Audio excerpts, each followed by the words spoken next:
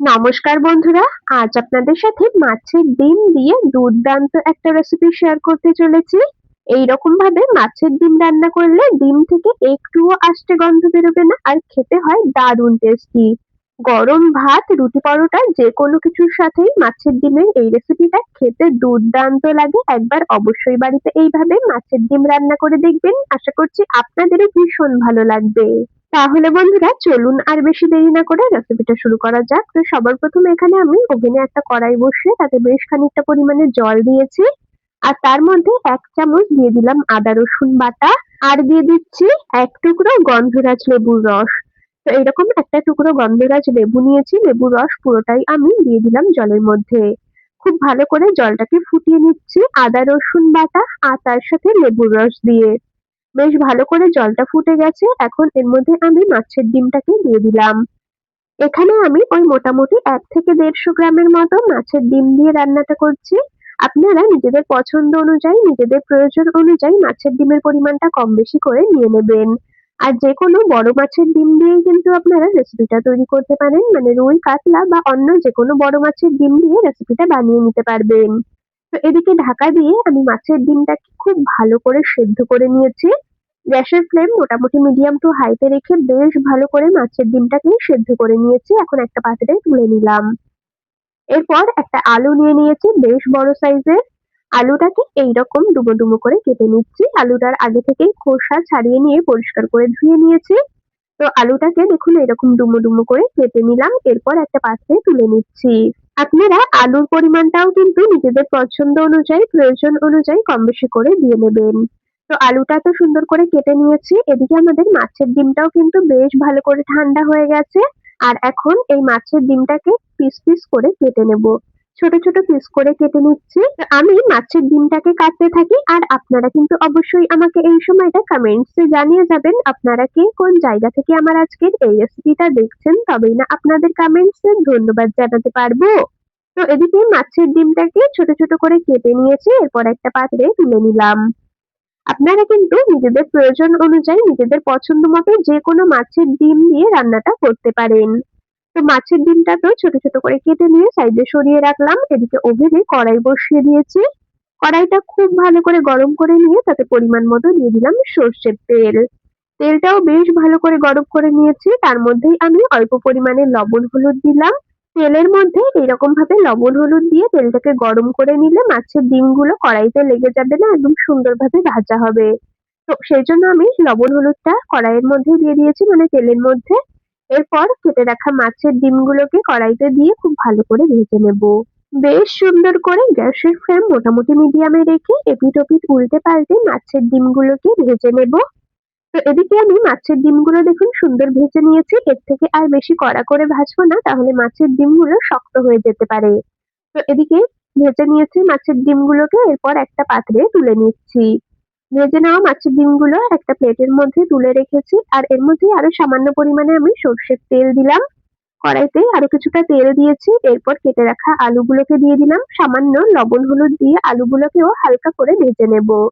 বন্ধুরা আবারও বলছি, আপনারা কিন্তু নিজেদের প্রয়োজন অনুযায়ী মাছের ডিম, আলু সমস্ত কিছুর পরিমাণ কম বেশি করে নিয়ে নেবেন। তো এদিকে আলুগুলোকেও দেখুন হালকা করে লবণ হলুদ দিয়ে সুন্দর করে ভেজে নিয়েছি। এরপর ভেজে নেওয়া আলুগুলোকেও তুলে নিচ্ছি। মাছের ডিম যে পাত্রটার মধ্যে রেখেছি তার মধ্যেই কিন্তু ভাজা আলুগুলোকেও তুলে নিলাম। তো এদিকে আমাদের মাছের ডিম, আলু সমস্ত কিছু সুন্দর করে ভাজা হয়ে গেছে। রান্নাটা করার জন্য একটা মসলা তৈরি করে নেব। সেজন্য নিয়েছি একটা মিক্সির জার। তার মধ্যে দিয়ে দিচ্ছি ২ টুকরো আদা, ২ রসুন, মানে ২ কোয়া রসুন দিয়েছি, ছোট টুকরো ২ টুকরো দিয়েছি আদা। অল্প একটু দিলাম পেঁয়াজ কুচি, ২ কাঁচা পাকা লঙ্কা, আর দিয়ে দিচ্ছি ৩টে শুকনো লঙ্কা। আপনারা যেই রকম ঝাল খাবেন সেই অনুযায়ী কিন্তু কাঁচা লঙ্কা, শুকনো লঙ্কার পরিমাণ কম বেশি করে দিয়ে নেবেন। হাফ চামচের মতো দিয়েছি গোটা জিরে, অল্প কিছুটা জল দিয়েছি। এরপর একদম মিহি করে একটা পেস্ট বানিয়ে নেব। আপনারা চাইলে মসলাটা কিন্তু শিলেও বেটে নিতে পারেন। তো আমি মিক্সিতে দিয়েই দেখুন একদম মিহি করে মসলাটাকে পেস্ট করে নিয়েছি। এখন বেটে নেওয়া মসলাটা সাইডে সরিয়ে রাখলাম। মাছের ডিম, আলু ভাজা কড়াইটাই আমি আবারও ওভেনে বসিয়ে দিয়েছি। যেটুকু তেল ছিল তাতেই বাকি রান্নাটা করে নেব। এর মধ্যে ফোড়নে আমি হাফ চামচের মতো দিয়ে দিলাম জিরে।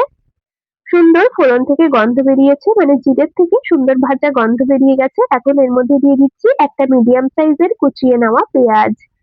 তো আমি একটা মিডিয়াম সাইজের পেঁয়াজকেই প্রথমে কুচিয়ে নিয়েছি। তো তার থেকে আমি অল্প একটু পেঁয়াজ পেস্ট করা মসলার মধ্যে দিয়েছি। আর বাকিটা এই ফোড়নের সাথেই দিয়ে দিলাম। দেখুন পেঁয়াজটা সুন্দর করে ভাজা হয়ে গেছে। একদম গোল্ডেন ব্রাউন করে পেঁয়াজটাকে ভেজে নিয়ে তার মধ্যে আমি বেটে নেওয়া মসলাটাকে ঢেলে দিলাম। মসলাটা খুব ভালো করে কষিয়ে নিতে হবে। এই সময় এর মধ্যে দিয়ে দিচ্ছি একটা মিডিয়াম সাইজের টুকরো করে রাখা পাকা টমেটো। বেশ ভালো করে এখন সমস্ত মসলা কষিয়ে নেব, মসলার কাঁচা গন্ধটা চলে যাওয়া পর্যন্ত, মসলা থেকে তেল ছেড়ে আসা পর্যন্ত। তো বন্ধুরা এই রান্নাতে কিন্তু অতিরিক্ত বেশি রসুন আদা কিছু ব্যবহার করতে হবে না। আপনারা তো দেখতেই পেলেন আমি মাত্র 2 কোয়া রসুন দিয়েছি আর অল্প পরিমাণে আদা দিয়েছি। যাই হোক এদিকে আমি মসলাটাকে খুব ভালো করে কষিয়ে নিয়েছি, মসলা থেকে তেল ছেড়ে দিয়েছে। আর এখন এর মধ্যে আমি ভেজে রাখা আলুগুলোকে দিয়ে দিলাম। দেখতেই পাচ্ছেন মসলাটা কিন্তু বেশ ভালো করে কষানো হয়ে গেছে। এখন দিয়ে দিচ্ছি স্বাদ মতো লবণ, দিয়ে দেবো পরিমাণ মতো হলুদ গুঁড়ো।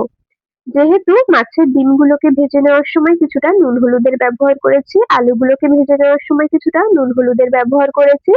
তো সেজন্য এখানে লবণ হলুদের পরিমাণটা একটু কম দিয়েছি। তো আপনারা পরিমাণ মতো নুন হলুদটা দিয়ে নেবেন। এদিকে আমি আলুগুলোকে দিয়ে মসলার সাথে বেশ ভালো করে কষিয়ে নিয়েছি। তো এখন এর মধ্যে দিয়ে দেব পরিমাণ মতো জল।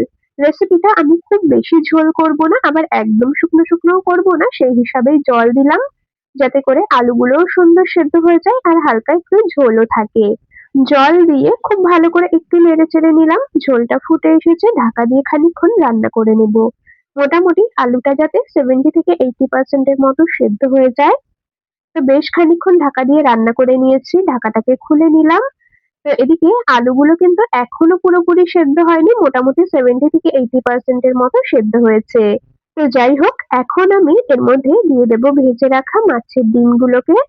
আর মাছের ডিমগুলোকে দিয়ে আবারও খুব ভালো করে একটু নেড়েচেড়ে মিশিয়ে নিয়ে খানিকক্ষণ ঢাকা দিয়ে রান্না করে নেব, যাতে করে মাছের ডিমের মধ্যে সুন্দরভাবে তেল মশলা ঢোকে, লবণ হলুদ ঢোকে। তো বেশ ভালো করে একটু নেড়ে নিয়ে এখন ঢাকা দিয়ে দিলাম। ওই মোটামুটি 7-8 মিনিটের মতো আবারও ঢাকা দিয়ে রান্না করে নেব। আবারও বেশ কিছুটা সময় আমি ঢাকা দিয়ে রান্না করে নিয়েছি মাছের ডিমগুলোকে দিয়ে। তো এখন বন্ধুরা আলুগুলো কিন্তু সুন্দর সেদ্ধ হয়ে গেছে আর মাছের ডিমগুলো সুন্দরভাবে রান্না হয়ে গেছে। আলুগুলো বেশ সুন্দর নরম হয়ে গেছে। তো রান্নাটা কিন্তু আমাদের প্রায় হয়ে এসেছে। খুব ভালো করে একটু নেড়েচেড়ে নিচ্ছি আর এখন এর মধ্যে সামান্য কয়েক দানা মতো দিয়ে দেবো চিনি। মিষ্টি যারা পছন্দ করে না স্কিপ করে যাবেন, তবে এইটুকুনি চিনি দিলে রান্নাটা কিন্তু একটুও মিষ্টি হয় না, তবে স্বাদ অনেক গুণ বেড়ে যায়। আর সামান্য পরিমাণে দিয়ে দিলাম গরম মশলা গুঁড়ো। ছোট চামচের হাফ চামচের থেকেও একটু কম দিয়েছি গরম মশলা গুঁড়ো, আর ছোট চামচের হাফ চামচের মতো দিয়েছি চিনি। ব্যাস সমস্ত কিছু দিয়ে খুব ভালো করে নেড়েচেড়ে মিশিয়ে নিয়ে গ্যাস অফ করে দিয়েছি। এখন রান্নাটা একেবারে কমপ্লিট হয়ে গেছে। একটা পাত্রে নামিয়ে নিচ্ছি। আর দেখতেই পাচ্ছেন রান্নাটা দেখতে কতটা লোভনীয় লাগছে। বন্ধুরা আপনারা কারা কারা আলু দিয়ে মাছের ডিম এইভাবে রান্না করেন অবশ্যই কিন্তু কমেন্টসে জানিয়ে যাবেন। আর যারা কখনো এইভাবে মাছের ডিম রান্না করে খাননি একবার বানিয়ে খেয়ে দেখবেন, আশা করছি আপনাদের ভীষণ ভালো লাগবে। তাহলে বন্ধুরা আজ এখানেই শেষ করছি, আবার দেখা হবে পরবর্তী কোনো রেসিপির সাথে। ততক্ষণ সকলে ভালো থাকবেন, সুস্থ থাকবেন।